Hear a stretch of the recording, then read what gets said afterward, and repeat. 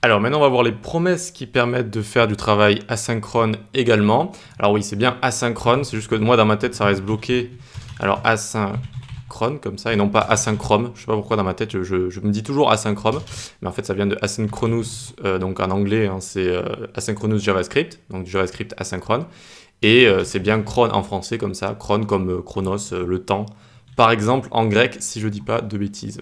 Donc ici, on va s'enlever tout ce qui est clear, interval, set timeout et tout, et on va pouvoir se créer notre première promesse. Donc ça se présente de la sorte, on va faire const et on va appeler p1 ou promise1 par exemple, d'accord, donc promesse 1 est égal new promise, comme ça. Alors qu'est-ce que c'est que le mot-clé new en JavaScript? Ça permet de créer des objets.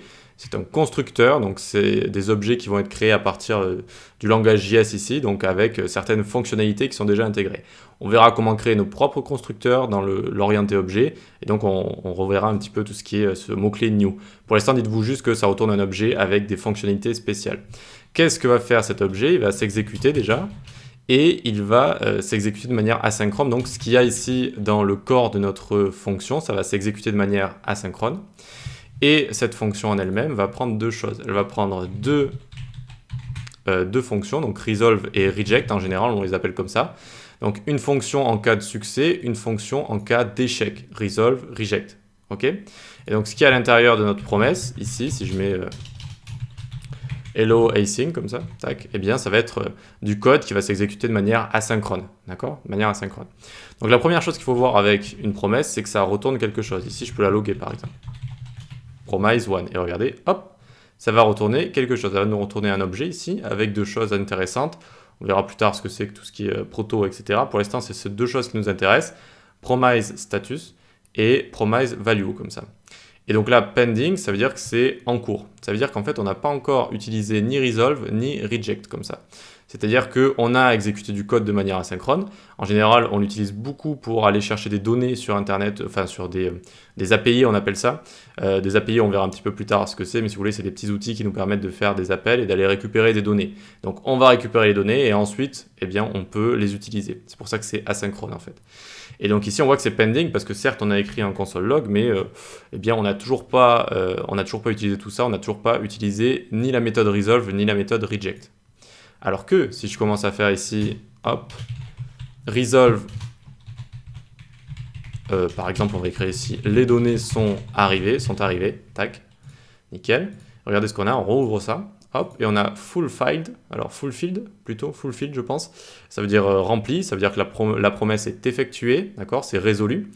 Et on a également la valeur qui nous a été renvoyée par resolve ici, qu'en fait on lui passe un argument, d'accord? C'est la valeur qu'on passe un argument, donc c'est les données, c'est ce qu'on a voulu ressortir de cette promesse de manière asynchrone, on le passe en argument comme ça à resolve, ok?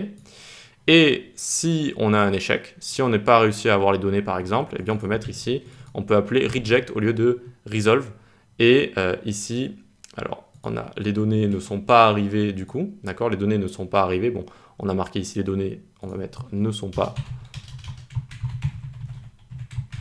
pas arrivés, très bien.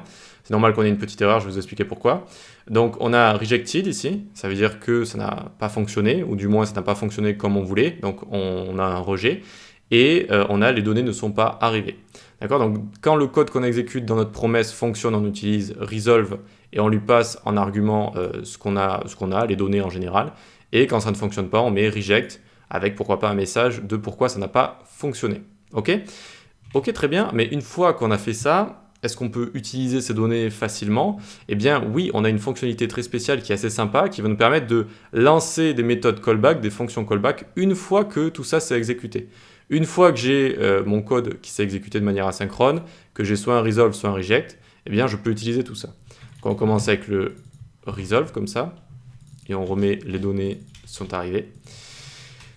Et ici, on peut venir, et vous allez voir pourquoi l'erreur était là, ne vous inquiétez pas. Et donc ici, on peut faire promise1.then, ça veut dire alors, et donc alors je fais quelque chose. Alors je fais quelque chose, je peux prendre les valeurs qui m'ont été retournées de resolve, et j'envoie une fonction qui va loguer tout ça.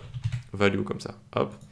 Et vous voyez que j'ai logué ça, les données sont arrivées. C'est une fonction qu'on peut lancer après que le code se soit exécuté ici, et après que du coup, on ait les données nécessaires, on peut faire ce qu'on veut, .zen, alors on fait ce qu'on veut en récupérant les données. Les données qui viennent d'où? Les données qui viennent juste d'ici, d'accord? Elles viennent juste ici. Donc hop, on peut les utiliser directement. Et donc, si on a une erreur, qu'est-ce qu'on peut faire? On fait .catch comme ça, .catch, tac. Et là, on peut envoyer une erreur. Hop, log, il y a eu une erreur. Il y a eu une erreur. Et donc là, c'est comme si on faisait un reject ici, Hop, vous voyez qu'on n'a plus d'erreur ici, c'est juste que j'avais mis un reject sans mettre de catch après, donc sans rappeler de méthode après. Et donc on a bien, il y a eu une erreur ici. Voilà. Donc Zen, ça nous permet de lancer une méthode après qu'il y ait eu un resolve, donc on ait bien reçu nos données, et catch quand il y a une erreur, par exemple. Voilà. Donc c'est ça les promesses, donc ça peut faire un petit peu peur au début, mais vous allez voir qu'on va les utiliser pour faire des requêtes HTTP et que c'est très très sympa, Et on va voir dans la prochaine vidéo une manière d'utiliser ça un petit peu plus facilement avec async await. Allez, on continue.